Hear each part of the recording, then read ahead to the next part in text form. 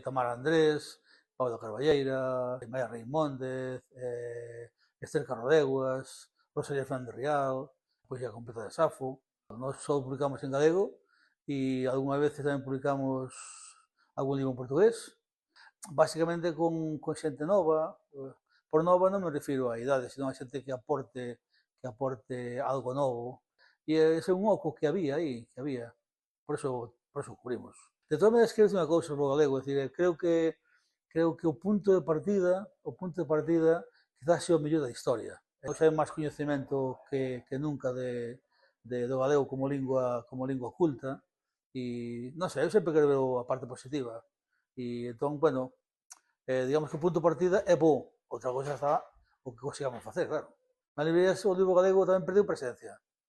Entón, pois tamén os editores que publicamos en galego, pois temos que buscar outras alternativas, como, por exemplo, potenciar a venda na web, espazos e moitos. E se non existen, cos creen eles, que esa é tamén outra opción. Hoxe editar en galego é moi barato. Eu que os animo é que fagan, que monten editoriais,